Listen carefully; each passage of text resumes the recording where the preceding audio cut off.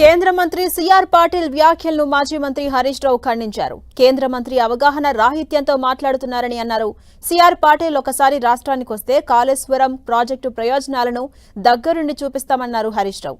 రాష్ట్ర ప్రభుత్వం కావాలనే ప్రాజెక్టు పిల్లర్లకు రిపేర్ చేయించట్లేదని ఆరోపించారు హరీష్ రావు.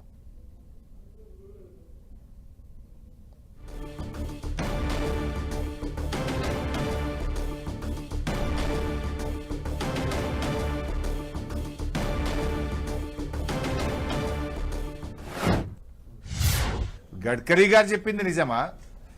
ఢిల్లీలో పార్లమెంట్లో ఎకనామిక్ సర్వే రిపోర్ట్లో చెప్పింది నిజమా? లేదు నిన్న రాజ్యసభలో నీళ్ల మంత్రి చెప్పింది నిజమా? ఎవరి మాట నిజం? మీరే కదా అద్భుతం, కాళేశ్వరం వల్ల తెలంగాణలో సాగునీటి వసతి రెట్టింపైంది, తెలంగాణలో పంటల ఉత్పత్తి రెట్టింపైందని మీరే కదా చెప్పింది. ఇదేమో ఢిల్లీలో పార్లమెంట్లో పెట్టింది, ఇదేమో రాష్ట్ర అసెంబ్లీలో నిన్న ఉత్తమ్ కుమార్ రెడ్డి గారు అసెంబ్లీలో పెట్టిన పుస్తకం. ఇది నాది కాదు. ఉత్తమ్ కుమార్ రెడ్డి 2026-27 బడ్జెట్ బుక్లో నిన్న అసెంబ్లీలో పెట్టిన పుస్తకం.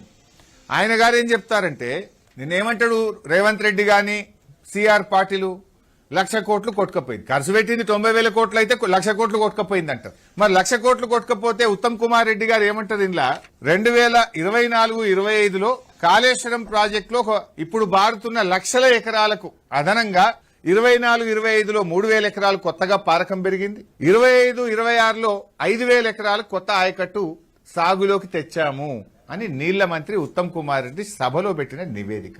మరి 1,00,000 కోట్లు కొట్టకపోతే ఈ కొత్త పారకం ఎడికెళ్ళి వస్తుంది?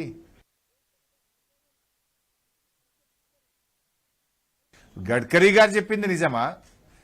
ఢిల్లీలో ఇక తెలంగాణ బడ్జెట్ సమావేశాలు నిరాశపరిచాయని ఆరోపించారు మాజీ మంత్రి హరీష్ రావు. బిల్లులను పాస్ చేసుకోవడానికి సమావేశాలను తూతూ మంత్రంగా నడిపారని మండిపడ్డారు. ప్రజా సమస్యలను చర్చించడానికి ప్రభుత్వం ముందుకు రాలేదన్నారు మాజీ మంత్రి. ప్రశ్నోత్తరాల సమయాన్ని ఎందుకు రద్దు చేశారో సభకు చెప్పలేదన్నారు హరీష్ రావు. తాము లేవనెత్తిన అంశాలను సభలో చర్చించలేదని, వాళ్ల పథకాలపై కూడా చర్చ పెట్టలేకపోయారని ఆరోపించారు. అసెంబ్లీని గాంధీ భవన్లా మార్చారని మండిపడ్డారు మాజీ మంత్రి హరీష్ రావు. బడ్జెట్ బిల్లులు పాస్ చేసుకునే ఒక రాజ్యాంగ అనివార్యతను పూర్తి చేయడానికి తూతూ మంత్రంగా సభను నడిపారు తప్ప నిజమైన ప్రజా సమస్యలు చర్చించడానికి ప్రభుత్వం ముందుకు రాలేదు.